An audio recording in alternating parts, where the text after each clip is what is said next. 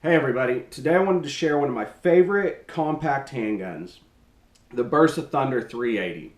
As you can see, they look a lot like the Walther PPK that was used in a lot of the James Bond movies over the years. In my opinion, these are well built, high quality, affordable handguns that have tons of safety features that are great for beginners. By the way, I safety checked both of these guns before starting filming, and both are free and clear of any rounds. So these come with single stacked magazines that have a 7+1 capacity for a total of 8. They're blowback operated, which means that the recoil of the round is what sends the slide back and recycles the weapon. The barrel itself is 3.5 inches, which is a little bit longer than the PPK. It's a fixed barrel, which aids in accuracy and makes it a very repeatable firearm. Overall length of this gun comes in right at 6.6 inches. The height is 4.7 inches. And the width of it is right at 1.3 inches. So it's still a very concealable gun in my opinion. It weighs in right at 20 ounces, which is actually a little bit lighter than the PPK. The PPK is about 3.5 ounces more. The sights are your kind of standard dovetail design with the 3 white dots, fairly standard, fairly easy to line up when you're shooting. Like I said, I would also consider these to be one of the safest handguns available. They're a double action, single action, meaning the first pull of the trigger, if the hammer's not cocked, is going to be much heavier than the subsequent pulls after it's cycled once. They have your standard thumb safety here, which will actually also work as a decocker. If you can see that there, we'll do that on this side as well. So if you have your gun cocked and need to decock it, you don't have to do the old way of doing it. You can just use the safety. It decocks the weapon. Another safety feature on this gun is that even if there's a round in the chamber, if you remove the magazine, it completely deactivates. Again, leaving the round in the chamber, but the gun unfireable. On top of that, these have this really cool little integrated locking system. They send a key with it, and if you turn this on, the handgun is completely deactivated. With the magazine in, safety off, everything, it just deactivates the trigger completely. I've heard if you attempt to drill these out as well, it completely destroys the gun. So that's another good thing for beginners, or if you're going to keep this in a home with children. There's multiple safety features here to keep this thing as safe as you can possibly keep a handgun at home. So I've had this two-tone Thunder for about 14 years now. And I've had this, well, I purchased this black one in 2014. This is my fiance's. Neither one of them have ever had a broken part.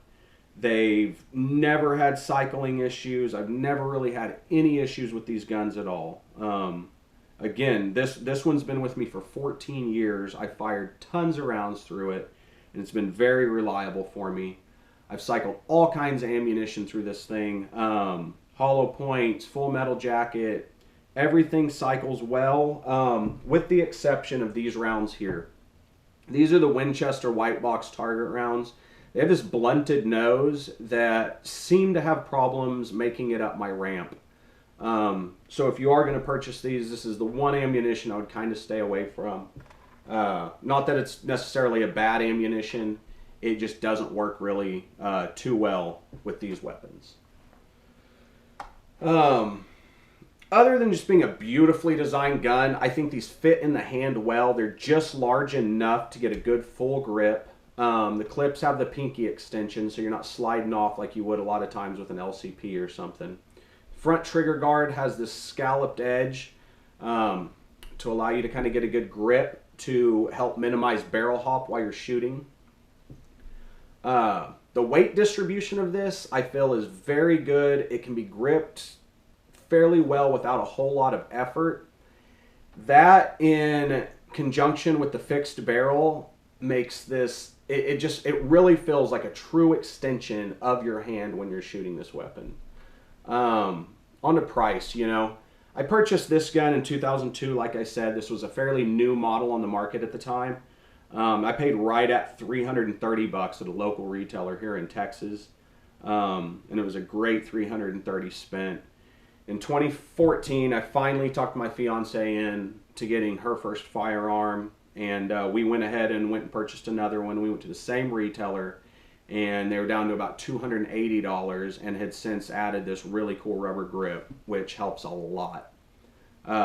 Just before making the video, I went on, checked online, and they're still running right at $280, which in my opinion is an incredible deal considering that High Points run at $280, which is nowhere near the quality as of what you're going to get here.